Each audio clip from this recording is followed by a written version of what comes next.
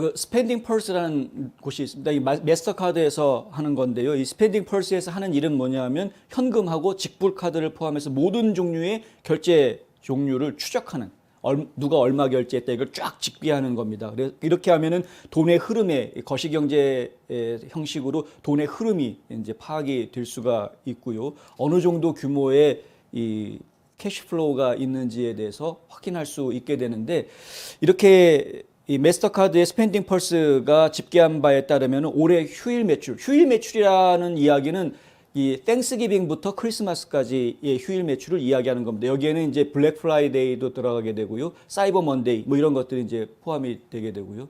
근데 이런 그 연말에 가장 많은 소매 매출이 이루어지게 되고, 연말에 이루어지는 이 소매 매출이 하나의 거대한 경제 지표로 이야기가 되고 있기 때문에 이런 발표들이 이제 매년 나오는데, 그런데 이제 스펜딩 펄스에서 집계한 바에 따르면은 이번 쇼핑 시즌 동안에 매출이 7.6% 올랐다. 하지만 인플레이션은 8.5% 올랐는데 매출은 7.6% 올랐다. 인플레이션 오른 것만큼 못 따라잡은 겁니다, 매출이. 무슨 얘기냐면 과거에 100원어치 팔았으면 올해는 실제로 107원 60전을 판 건데, 근데 물건 수로 따지면 과거에 100개를 팔았으면 올해는 90개밖에 못 판 뭐 이런 상황이었다는 거죠. 그러니까 물건 가격이 올라갔기 때문에 매출이 올라간 것이지, 이게 물건이 실제로 많은 주문이 있어서 주문량으로 좀 얘기하고 있는 것은 아니다.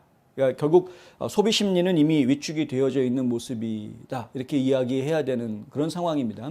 인스토어, 그러니까 가게 안에서 결제가 이루어진 것은 6.8% 올랐고요. 대신에 온라인에서 결제가 이루어진 것은 10.6% 올랐습니다. 그러니까 작년하고 비교했을 때 온라인으로 물건을 주문한 사람들이 더 많이 늘어났다. 당연하죠. 어페럴, 의유 쪽은 4.4%가 늘어났고요. 디파트먼트 스토어에서는 1.0%. 그러니까 디파트먼트 스토어, 그러니까 백화점들은 재미 못 본 거나 마찬가지입니다. 작년에 비해서 1% 올랐다라는 건 거의 뭐 오르지 않았다라는 이야기, 오히려 작년보다 수익이 떨어진다는 이야기가 나올 상황이고요. 가전은 오히려 지금 5.3% 떨어졌습니다. 가전에 대해서는 보송류도 5.4% 떨어졌습니다.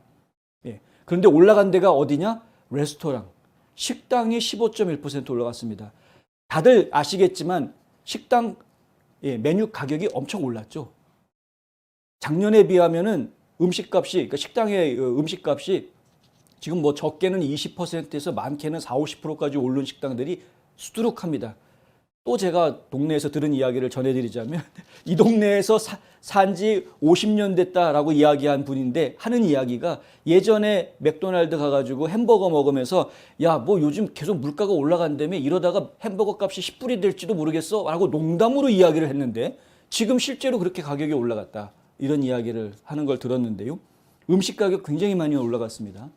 그러니까 여기에서 레스토랑 지출이 15% 작년보다 늘어났다라고 이야기하는 것은, 물론 팬데믹 때문에 사람들이 모이지 못했다가 작년에는, 올해는 팬데믹이 이제 거의 다 끝나니까 모이는 이런 모임들이 많아져서 매출이 올랐다라고 이해할 수도 있으나, 반대로 매상이 워낙, 물건 가격이 워낙 올랐기 때문에 음식 가격이 너무 올라서 매출이 올랐다라고 이해할 수도 있는 부분이다. 만약에 음식 가격이 오른 부분을 적용을 한다고 치면 사실은 이 매상이 이렇게 많이 오른 거다라고 이야기하기는 어렵다.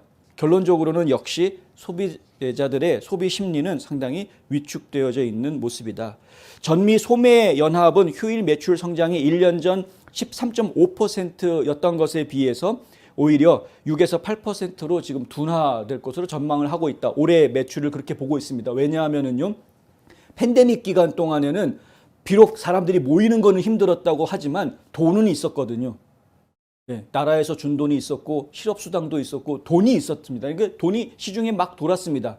그러니까 사람들이 수요가 늘어났었고, 오히려 팬데믹 속에서도 사람들은 돈을 훨씬 더 많이 썼습니다. 그것이 지금 인플레이션을 일으켜서 물가가 아주 천정부지로 치솟는 그런 모습들을 보이고 있고요. 이제 와가지고서는 고금리 정책을 쓰고 통화긴축 정책을 쓰니까 사람들의 소비 심리가 줄어든 것이 이제 올해의 모습이 되는 이런 상황이다. 예. 뭐 다 아시는 얘기지만 제가 일단 뉴스가 나왔으니까 정리를 좀 해드렸습니다.